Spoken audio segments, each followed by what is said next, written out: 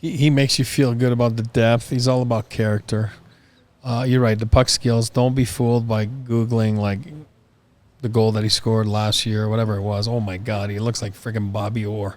He looks amazing, and that's not what he is. He is tough as nails. You're right, beloved by his teammates. I don't know why Philly wouldn't sign him, but then again, we're not in their front office. But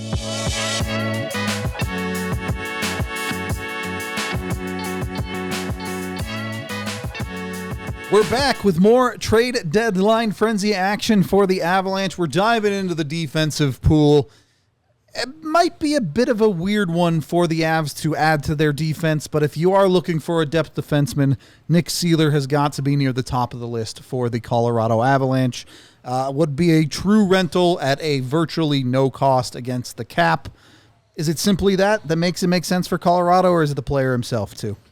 It's I hate to do this to you. It is both. It's always both. But with Nick Seeler, this is not a top 4 guy for you. This is a guy that's coming in to replace Jack Johnson, specifically to make Jack Johnson what he probably should be all along, your number 7. And then is Nick Seeler some great shakes? Is he awesome? No. But he's a better version of what they want out of Jack Johnson right now. You know, he's tough as nails. He sucks to play against, and he has just enough puck skill to get by, to stay in the league. You're never gonna confuse him with a dynamic defenseman, but he's exactly the kind of guy that when you get into game 5, 6, and 7 of a best of 7, he wears you down. He's just miserable to play against every shift, and he gives you the extra defensive depth. Eric talks about it. You want 10 guys. Okay, well now you have 10. Because Nick Seeler pushes Jack Johnson to 7, which pushes Caleb Jones to 8, and Sam Olinsky to 9, and Brad Hunt to 10.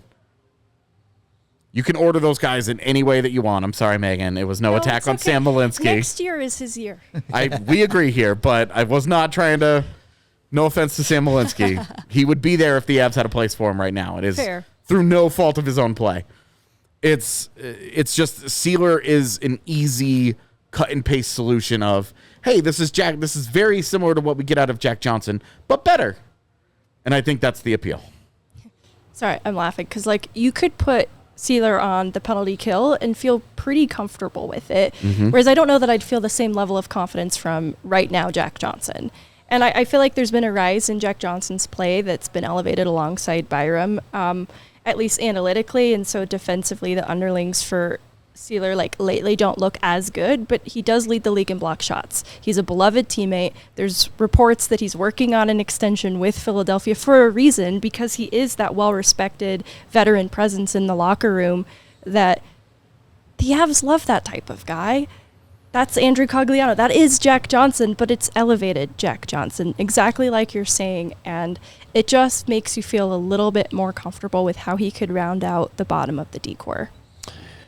He makes you feel good about the depth. He's all about character. You're right. The puck skills. Don't be fooled by Googling like the goal that he scored last year, whatever it was. Oh my God, he looks like freaking Bobby Orr. He looks amazing, and that's not what he is. He is tough as nails. You're right. Beloved by his teammates.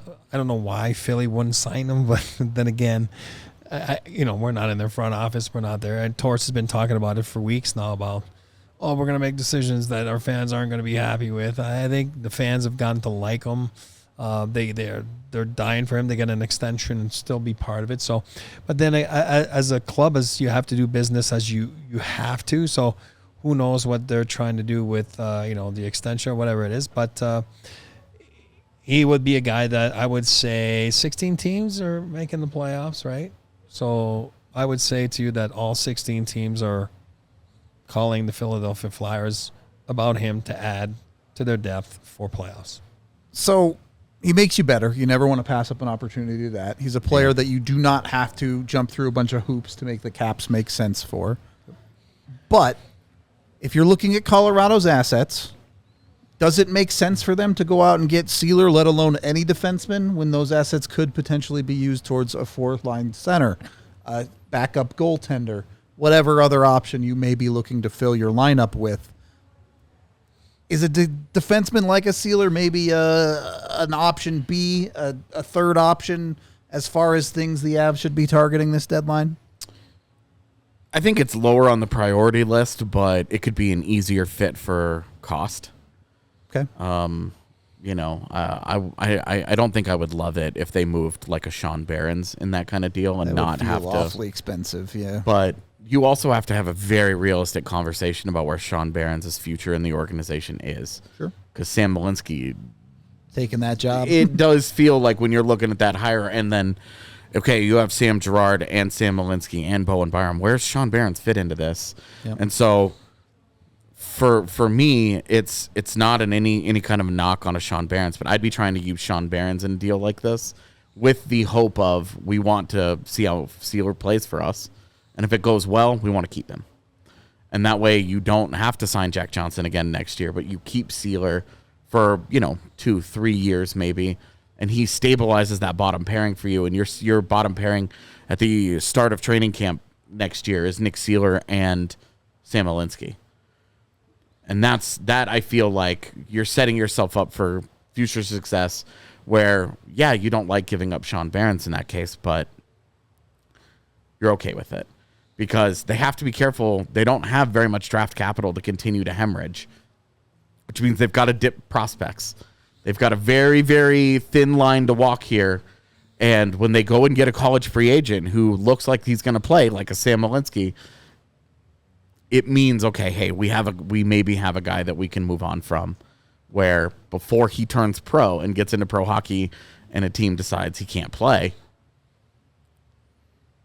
let's try and capitalize, because Sean Behrens' value, the only way Sean Behrens' value gets higher is if he makes the NHL, legit makes the NHL. And right now, that path to doing so in Colorado for him is tough. Agree. You always got to keep yourself in mind that you got to keep draft picks, meaning draft pick capital, like in case you're in need of brokering a deal. It's always easier because they might not like your asset that's already picked. There's a big, you might like them, we might like them, but that team you're dealing with might not like them. And they're like, okay, but instead I'll take a third.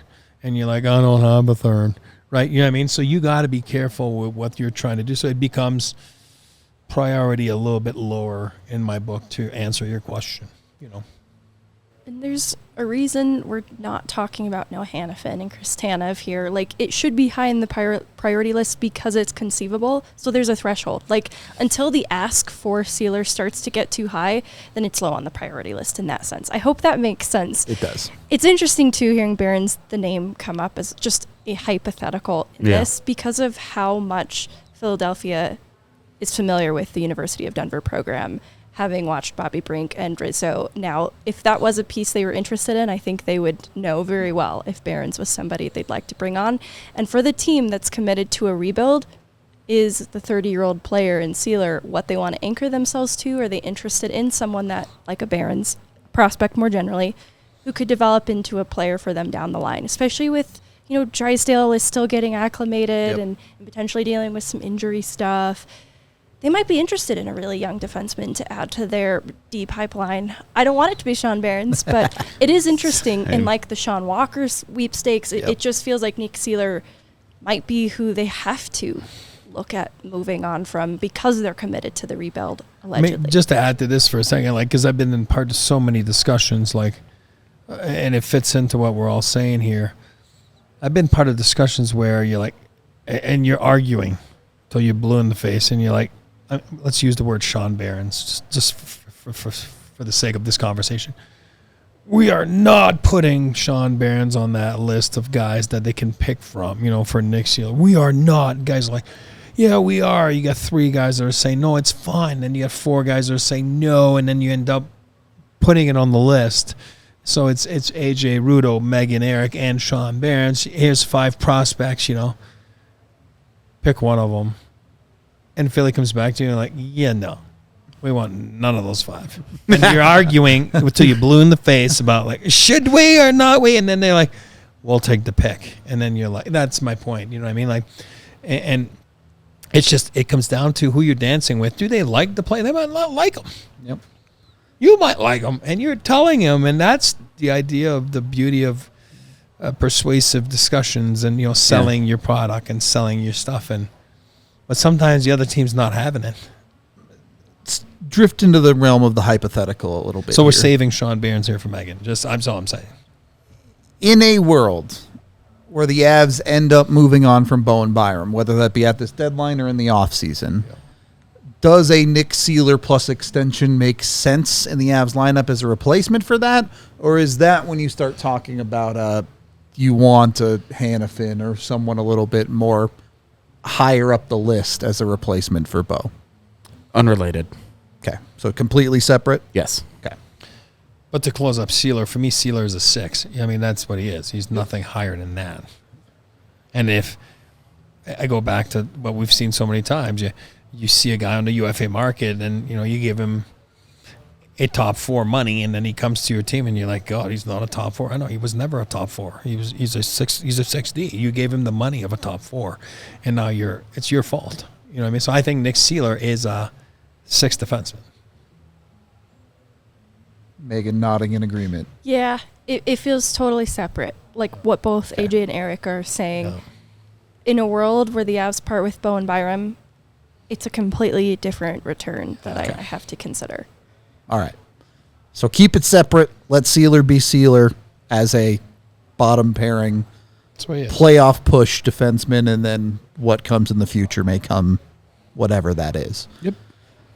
All right. I think Seeler could make a lot of sense for Colorado if they do want to target a defenseman. I just don't know if that's something they're interested in. If it does end up being Sean Barron's for Nick Seeler, you have to subscribe to this YouTube channel. That's the law. We will be in mourning.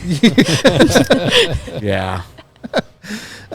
We do have plenty more videos coming your way, more defensemen, but more importantly, a whole bunch more centers to talk about that we'll get into down this playlist. So watch the rest of these videos, see what could be on the horizon for Colorado at this trade deadline.